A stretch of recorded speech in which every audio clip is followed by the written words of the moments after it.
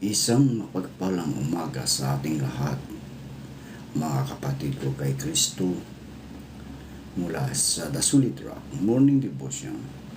Isang kagalakan na muli tayo ay makapagnilay-nilay sa salita ng Panginoon sa umagang ito. Mga ilang minutong pagninilay-nilay na naway maging simula ng ating araw na may kagalakan, kapayapaan at panibagong lakas mula sa Panginoong Hesukristo. Ang pagkain ng ating mga kaluluwa sa araw-araw, ang salita ng Panginoon. Pakinggan natin ang mga mensahe ng pahayag, talatang 1, kabanata 1, talatang 1 hanggang 2. Ito po ang sinasabi. Ito ang pahayag ni Hesukristo na ibinigay sa kanya ng Diyos upang ipakita sa kanyang mga alipin ang mga bagay na malapit ng maganap. Ipinahayag ito ni Kristo sa pamagitan ng kanyang anghel sa kanyang lingkod na si Juan. Ang pinatotohanan ni Juan, ang lahat ng nakita niya, ang salita ng Diyos at ang patutuo ni Hesukristo. Pinagpala na po tayo sa pagkabasa at pagkarinig ng kaniyang mga salita. Tayo po ay manalangin. Ama naming Diyos na makapangyarihan sa lahat, kami po ay lumalapit at nagpakumbaba sa iyong harapan upang humingi ng kapatawaran sa aming mga nagawang kasalanan. Patawarin niyo po kami, Ama, sa aming mga nagawa na pagkakamali at bigyan niyo po kami ng karunungan upang kami, O Diyos, ay makasunod sa iyong kalooban at gabayan niyo po kami sa lahat ng aming mga ginagawa. Aming itinataas sa inyo ang aming mga kaibigan na may mga karamdaman, O Diyos, na nangangailangan ng kagalingan. Dahil sa mga karamdaman, pagalingin niyo po sila, Panginoon. Panginoong Hesus, lumalapit po kami sa iyo ngayon upang idulog ang kagalingan ng mga may karamdaman. Haplusin niyo po sila, O Diyos, at pagkalooban ng panibagong lakas upang sila, O Diyos, ay muling makapaglingkod sa iyo. Patawarin niyo po sila, Panginoon, sa kanilang mga nagawang pagkakamali at pagkalooban din ng kagalingang pangkaluluwa. Aming dinudulog ang aming bayan. Nabigyan mo kami ng tapang na ipaglaban ang tama at mamuhay ayon sa iyong kalooban. Sa iyo po namin ipinagkakatiwala, O Diyos, ang aming bansa. O Diyos, ipagkakaloob mo sa amin ang kapayapaan, kaunlaran, at gabay sa bawat hakbang. Mangyaring alisin ang diwa ng pagkamakasarili, O Diyos, kayabangan at katiwalian mula sa aming mga pinuno. Hayaan silang magkaroon ng makadiyos na budhi at integridad upang akayin ang aming bayan na magkaroon ng masaganang kaunlaran. Aming inilalapit sa iyo, Panginoon, ang aming mga kaibigan na nasa malapit sa mga ilog, sa mga kabundukan. Naway sila ingatan mo, Panginoon. Dahil mayroong na namang typhoon na papasok sa bansang Pilipinas. Lord, proteksyonan mo po ang iyong mga anak upang hindi mapahamak sila, O Diyos, sa mga typhoon, sa mga sakuna na darating. Lord, Ikaw ang aming Panginoon. na patuloy na nagmamahal sa iyong mga anak. Patuloy na nagbibigay protection. Kaya dalangin ko, O Diyos, na ingatan mo po ang iyong mga anak na nasa malapit sa karagatan, kabundukan at ilog upang hindi sila mapahamak sa landslide, sa baha o sa tidal wave man. Ingatan mo din ang aming mga kaibigan na nasa mga evacuation center na ngayon ay lumilikas na dahil sa patuloy na pag-ulan at merong baha, Panginoon.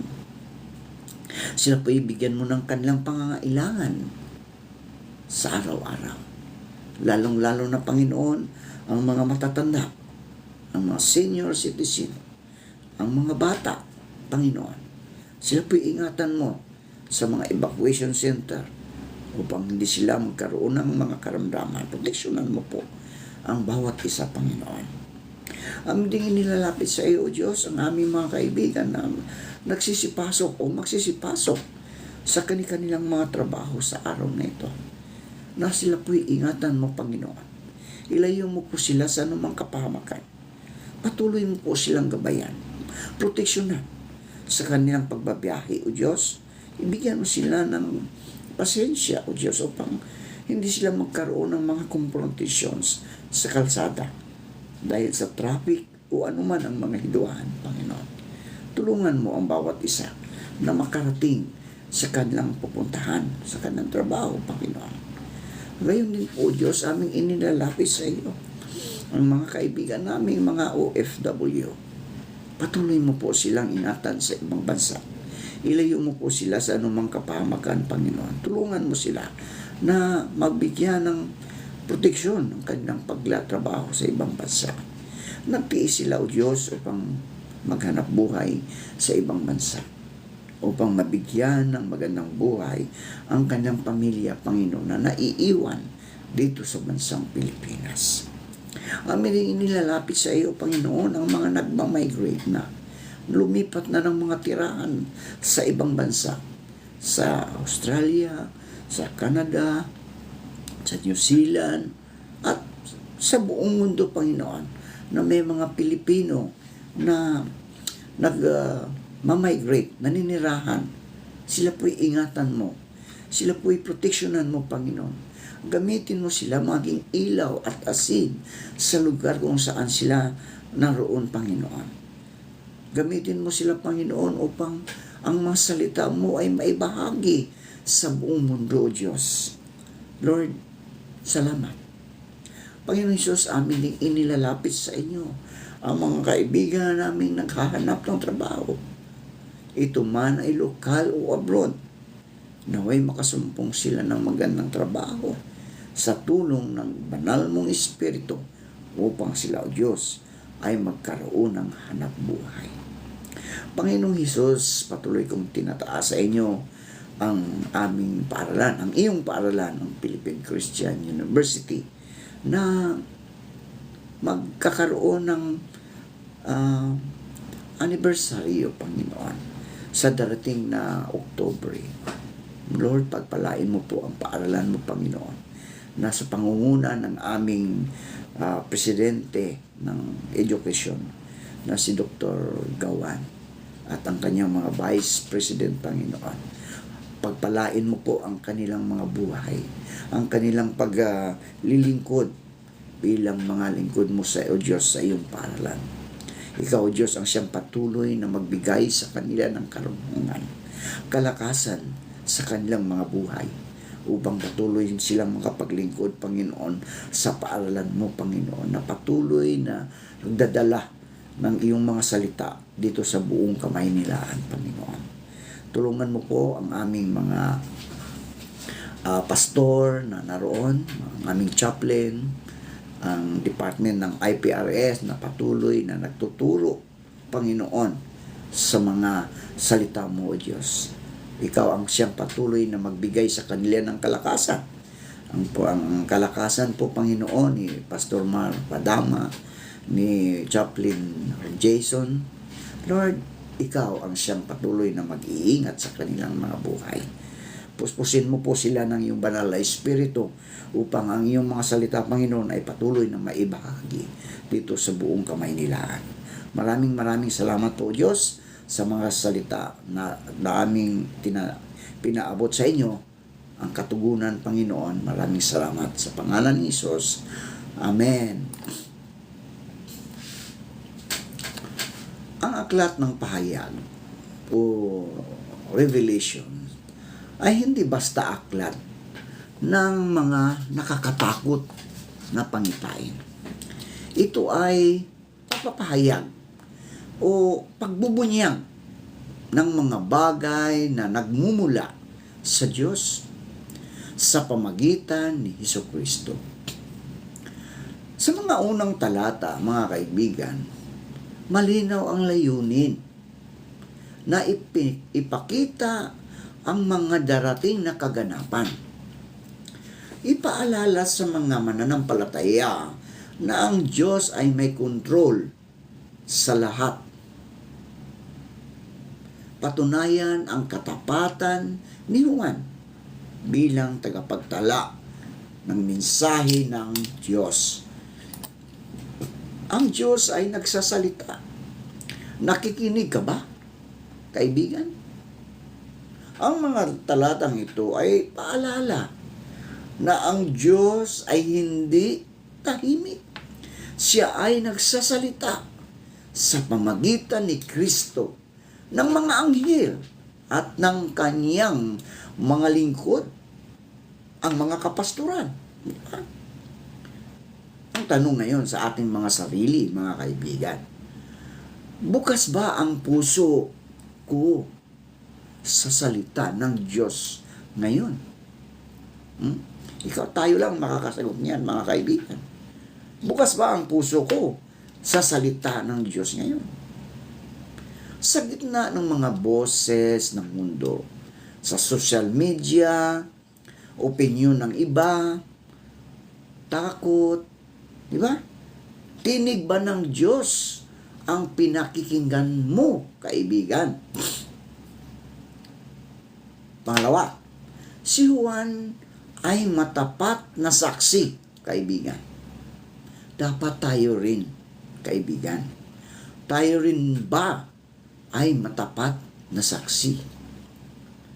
Makikita sa talata pangalawa na si Juan ay tapat sa papahayag ng kanyang nakita. Hindi niya binago o binawasan ang mensahe ng Diyos. Tayo rin. Tayo kaya, kaibigan? Tapat ba rin tayo sa pagpapahayag ng salita ng Diyos? Kapag nakatanggap tayo ng katotohanan mula sa Diyos, ipinapasa ba natin ito ng may katapatan? Sa salita man o sa gawa, mga kaibigan, tinuturing ba tayong mga saksi ni Kristo? Tapat ba tayong mabalita ng magandang balita sa iba upang sila naman ay maligtas at magkaroon ng buhay na walang hanggan? May malapit ng maganap, mga kaibigan. Malapit ng maganap. Handa ka na ba? Ayon sa talata 1, mga kaibigan, mga bagay na malapit ng maganap, hindi ito pananakot. Hindi ito pananakot, kundi paalala na may dulo ang lahat ng ito. At may darating na katuparan ng plano ng Diyos. Tanong, handa ba ako kung dumating ang mga huling araw? Mga kaibigan, pag ninilay-nilayan natin iyang mga katanungan na yan, no? Handa ba ako kung dumating ang mga huling araw? Nabubuhay ba akong may pananampalataya? O ako'y kampante sa makamundong bagay? Mga kaibigan, pag ninilay-nilayan natin kung handa na tayo, dahil marami na tayong mga nakikita, naririnig, no? Na hindi kanais-nais. Ito ba'y malapit nang bumalik ang ating Panginoong Jesucristo? Pero mga kaibigan, bumalik man o hindi pa, ang importante, maging handa tayo. No? Maging handa tayo sa kanyang pagbabalik, sa kanyang paghukom sa atin bilang mga anak ng Diyos.